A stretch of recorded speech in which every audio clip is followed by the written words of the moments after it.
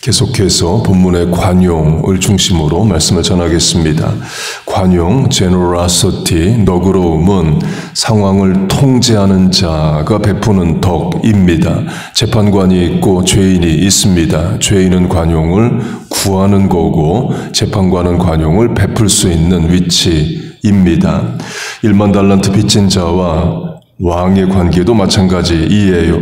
1만 달란트를 빚을 진 종이 있고 그 빚을 받아야 되는 왕이 있습니다. 빚진 자가 관용을 구하고 왕은 관용을 베풉니다. 그러면 그 종도 자기에게 빚진 자에게 관용을 베풀어야 되는데 그렇지 못했다. 그래서 받은 관용마저 없어졌다는 이야기가 있습니다. 어제 관용이 하나님의 성품이다를 강조했습니다. 하나님이 왕이 되시고 상황을 통제하는 자가 재판관이 관용을 베푼다로 하면 하나님은 범죄한 다윗에게 관용을 베푸십니다. 인구조사의 죄로 3일간 벌을 받아야 되는데 하루만 벌을 주시고 나머지 이틀은 관용해 주십니다. 또 밧세바와 간음하고 남편을 죽인 살인죄에 대해서도 간음한 상태에서 임신 출생한 아이만 심판하시고 그 뒤에 아이들은 벌하지 않으셔요. 솔로몬이 대표적인 예입니다. 다윗이 밧세바와 간음하여 낳은 아이가 죽은 것을 봅니다. 그때 다윗이 이런 생각을 했을 수 있습니다. 밧세바와 사이에서 낳는 자녀들이 다 죽을 수 있다. 만약 그렇게 생각을 했다면 다윗은 하나님에게 관용을 구했을 거고 하나님은 관용을 주십니다. 강조점은 상황을 통제하는 자가 관용을 베푼다는 겁니다. 관용이 하나님의 성품이라면 하나님은 능히 매사 만사 천하 만물을 통제하시고 간섭 섭리하십니다. 화가 변하여 복이 되게 하시고 합력하여 선을 이루시고 끝이 좋게 해주셔요. All is well that ends well의 은혜와 능력이 하나님께 있습니다. 그래서 하나님은 관용하실 수 있습니다. 야곱이 사고를 쳐도 요셉의 형들이 사고를 쳐도 하나님은 능히 상황을 통제하시고 화가 변하여 복이 되게 하셔요. 반대로 사람은 상황을 통제하지 못합니다. 그래서 어려운 일이 생기면 긴장하고 두려워하죠. 그 과정에서 잘못된 판단을 하기도 합니다. 그걸 아브람, 사라, 하갈로 하면요.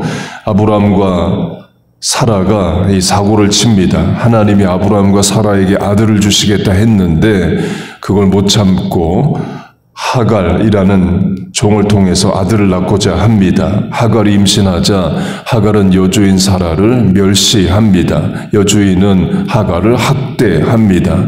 멸시와 학대라는 단어가 쓰입니다. 아브람은 그 상황을 통제하지 못합니다. 자신의 아이를 임신한 하갈을 지켜주지 못하고 분노해 있는 사라도 진정을 못 시킵니다. 그래서 하갈이 도망을 갑니다. 아브람이 자신과 아이를 지켜줄 수 없다라고 생각을 한 거죠. 그런 상태에서 사라는 자기와 아이를 죽이겠다라고 생각을 해서 자기 살 길 찾고자 도망을 갑니다. 하나님이 개입하셔서 다시 돌아가라 하셔요. 그 말은 아브람과 사라가 만든 문제를 본인들은 해결을 못합니다. 누구 죽여야 끝나는 그런 문제가 돼요.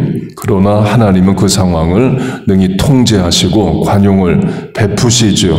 하갈에게 살 길을 여십니다. 그리고 하갈이 아들 이스마엘을 낳아요. 이스마엘이 15살 될 때까지 같이 삽니다. 그리고 이삭이 태어납니다. 나이가 한참 더 많은 이스마엘이 어린 이삭을 희롱합니다. 분노한 사라가 하갈과 이스마엘을 쫓아내요.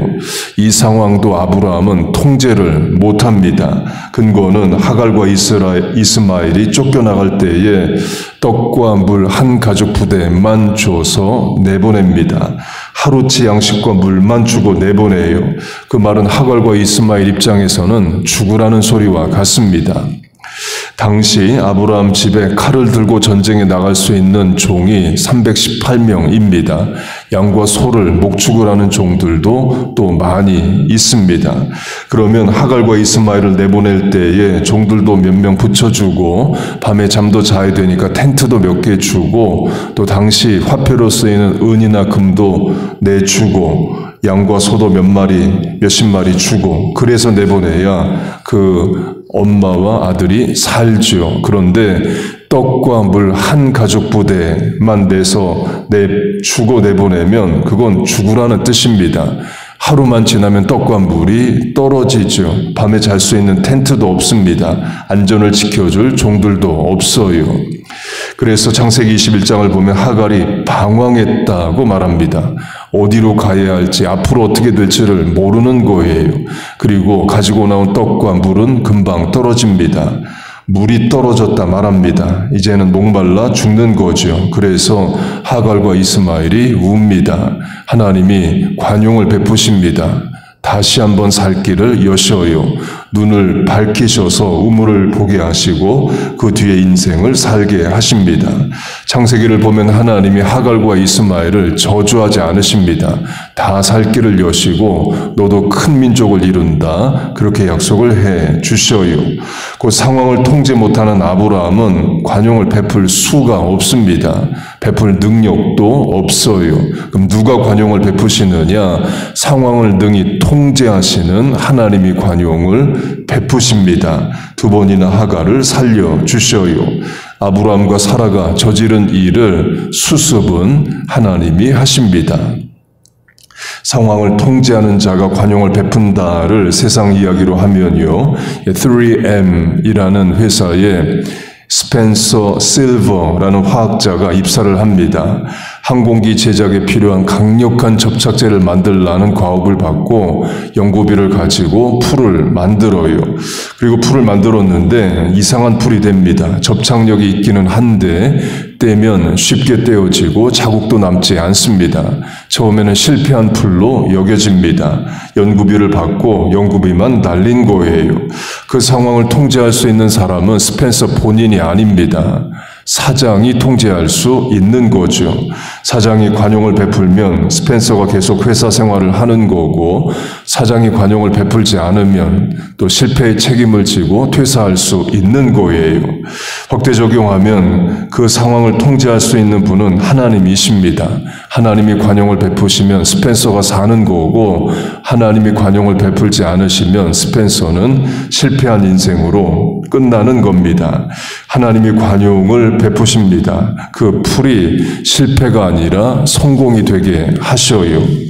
같은 회사의 화학자로 아트 프라이라는 사람이 그 풀을 얻어갑니다.